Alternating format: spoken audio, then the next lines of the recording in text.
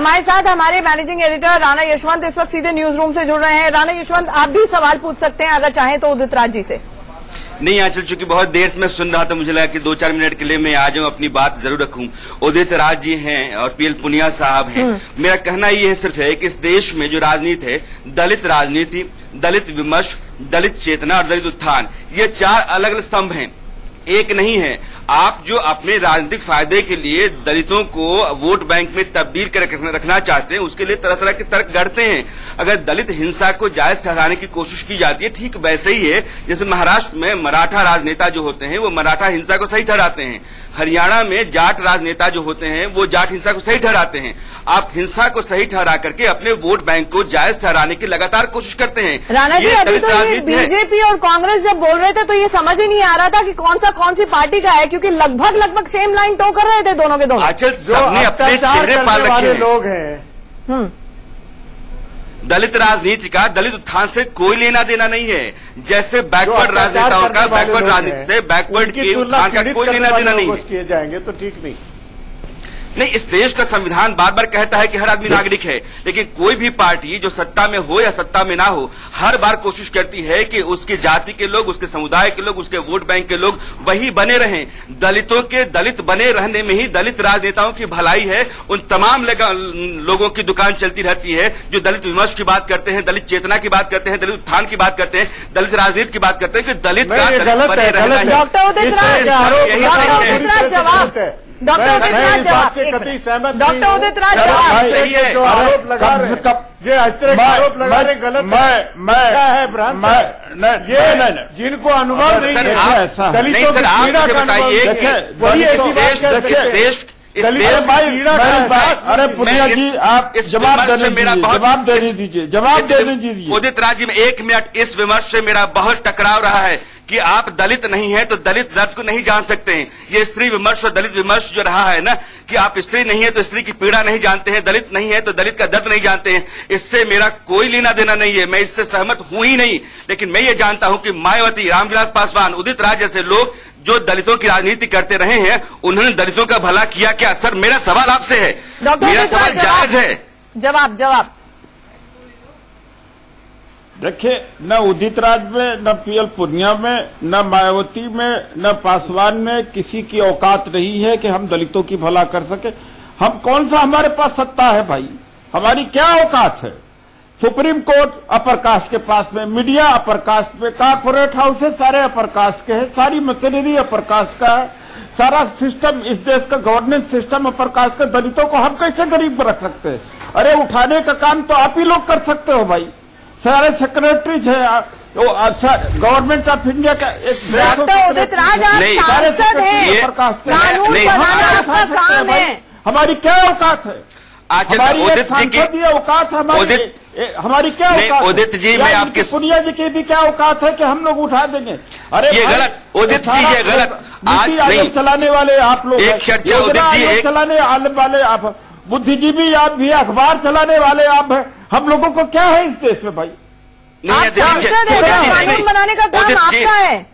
उदित जी, मैं नहीं आंचल, उदित जी इस पूरी बहस को गलत रास्ते पर ले आए हैं। नहीं, कानून थोड़ी बना, पुनिया थोड़ी कानून बनाते हैं। उदित जी, आप नहीं, इस बहस को आप गलत रास्ते पर लेकर के, उदित जी मैं बार बार कहूंगा, अब आप पीएल पुनिया साहब को अपने आप को लेकर के आपने यहाँ भी, सर यही राजनीति है आपकी, यही राजनीति है सर। आपने पुनिया साहब को खुद को खड़ा कर दिया। नहीं सर, मैं ये कह रहा हूँ कि इस देश के आजाद होने के बाद भी है हमारे पास, सर इस देश के आजाद होने के बाद भी 1950 से इस देश में आरक्षण के रहने के बाद भी एक बड़ा वर्ग हमारे देश का, 20% आबादी देश की, वो अगर पिछड़ी हुई है तो इसमें आपका कोई दोष नहीं है।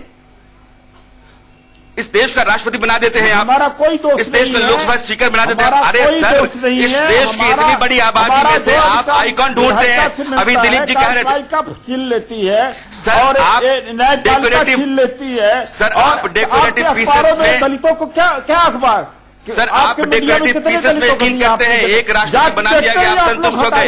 एक लोकसभा स्पीकर उत्थान कर सकते हैं कि आपको करना है सारा सर, मैं इस देश का आम नागरिक हूँ। नहीं सर, रिसोर्सेज, संसाधन, उदित जी, मैं इस देश का एक आम नागरिक हूँ। आम नागरिक की हैसियत से, एक पत्रकार की हैसियत से मेरा सवाल है, मैं पुनिया साहब को, उदित राज जी को एक मोर्चे पर, अरे सर, दलित पैदा होते तो पता लगता ना। उदित राज को पता है कि उदित राज की क्या औकात है? उदित जी मैं जानता हूं, मेरा सवाल आपसे है ही नहीं। हम क्या दे सकते हैं दलितों को? उदित जी मेरा सवाल सीधा आपसे नहीं है, मेरा सवाल उस मानसिकता से है जो लोग राजनेता बने बैठे हुए हैं और दलित राजनीति करते हैं। नहीं उदित जी, जितना हो सकता है उतना दलितों के लिए कर सकते। संसाधन ही नहीं हमारे पास, पावर ही नहीं हमारे पास, कानून हम बना नहीं सकते हैं। मेरे सवाल को जब तक आप खुद पर लेते रहेंगे, पुनिया साहब के साथ खड़ा होकर के मोर्चा मंच बनाते रहेंगे, आप एक राजनेता की मानसिकता में फंसे रहेंगे। मेरा सवाल उस मानसिकता से है नहीं, उस तरह से है नहीं। मेरा सवाल उस सिस्टम से है, उन लोगों से है जो दलितों की राजनीति करते हैं। संबोधन करना पड़ेगा। जाति एक विषय है, जाति एक समस्या है, जाति एक प्रश्न है, क्यों नहीं संबोधित करते? उसके रास्ते निकालने पड़ेगे, उसके रास्ते। आरएसएस करे, मीडिया करे, किसी ने आज तक किया ही नहीं। जाति को छोड़ दिया है, जाति को टैकल कौन करेगा? न गवर्नमेंट इंटरफियर करती है जाति में, न पॉलिटिकल पार्टीज करते हैं, न अखबार करता है, न मीडिया करता है, न बुद्धिजीवी करते हैं, यूनिवर्सिटी करती है, न कॉलेजेस करते हैं। जाति जैसे बड़े विषय को आज तक छुआ ही नहीं जा रहा। तो मैं कह तो रहा हूं सर, लेकिन सवाल ये है कि जब उत्तर प्रदेश में मुलायम सिंह की सरकार आएगी और 60% लोग एक ही जाति के नीचे के थाने से लेकर के ऊपर के सेक्रेटरी चले जाएंगे, सवाल नहीं उठता है। जब तो क्या सरकार में आते तो नहीं करते क्या? सर मैं यही कह रहा हूं। केंद्र सरकार में 150 में से 140 अपर कास्ट सेक्रेटरीज है। अरे ये जात पात बंद करिए, मैं जात पात की बात नहीं कर रहा हूँ। मेरा सवाल इस पर नहीं है, तथ्य की बात कह रहा हूँ। मैं तो कह रहा हूँ कि ये बात जाकर आप मोदी जी को बताइए ना, ये बता तो सकते हैं आप।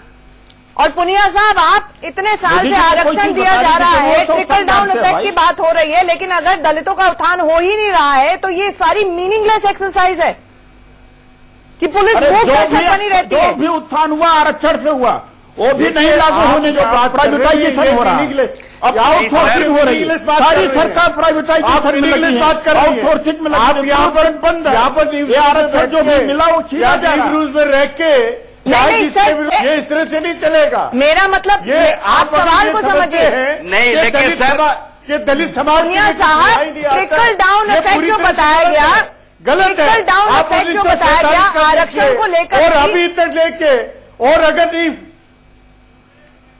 दरअसल इस पूरे लड़ाई में असल एक चीज हम लोग भूल रहे हैं कि जब तक इस देश में दलित समाज में कितना उत्थान हुआ है, लिटरेसी में और सब में, इकोनॉमिक डिस्पैरिटी में, वो उसमें फर्क है।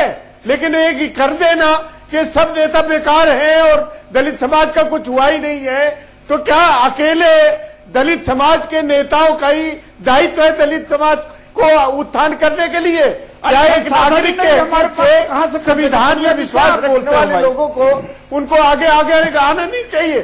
मैं ये पूछना चाहता हूँ, आप लोगों ने क्या किया है दलित उत्थान के लिए?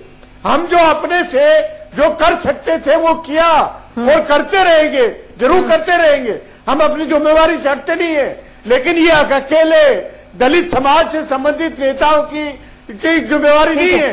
नहीं, पुनिया जी और डॉक्टर उदित राज, हम सबकी जिम्मेदारी है। और आप पूछ रहे हैं कि हमने क्या किया, तो हमने आपको ये मंत्र दिया है। मुझे लगता है कि राणा यशवंत महत्वपूर्ण सवाल पूछ रहे हैं, उसमें एक बिल्कुल खत्म हो गया मेरे पास, नहीं वक्त बिल्कुल खत्म हो गया है।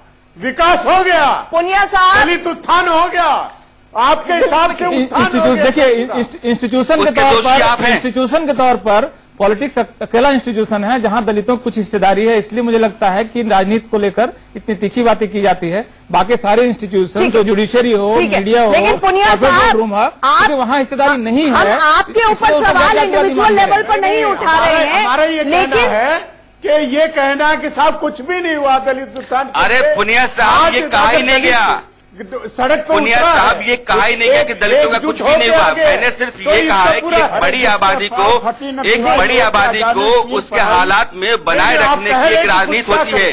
भाई जो कर सकते हैं, जो हम कर सकते हैं, बहुत नहीं, एक मिनट हैं। और सर, 1 मिनट का समय लूंगा, 1 मिनट का समय लूंगा।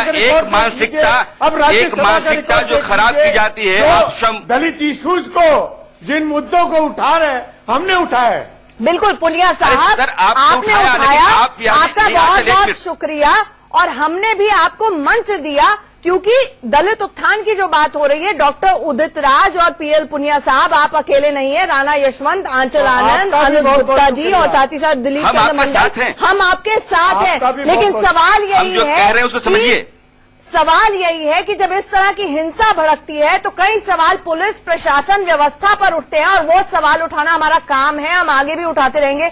आप सब लोग टुनाइट एट 9 में हमारे साथ जुड़े, बहुत बहुत शुक्रिया। एक लाइन का वक्त है, राणा यशवंत आप कुछ कहना चाह रहे हैं क्विकली? नहीं, मेरी बात सिर्फ इतनी ही थी कि हमने नेक मन से ये बात कही है जो कि उदित राज भी समझते हैं, पुनिया साहब भी समझते हैं। मैं सिर्फ ये कह रहा हूं कि जब शंभूक जैसे चरित्र को आप उठाते हैं, अच्छा, जब क्लब को उठाते हैं, सवाल पूछा, हमें जवाब देने का मौका मिला। हाँ, मैंने कहा सर कि शंभूक और एकलव्य जैसे जो कैरेक्टर, पौराणिक कैरेक्टर होते हैं, इनके आधार पर अगर हिंसा को सही ठहराने की कोशिश की जाती है तो हम अपने पूरे समाज को किसी दूसरे रास्ते पर ले जाते हैं।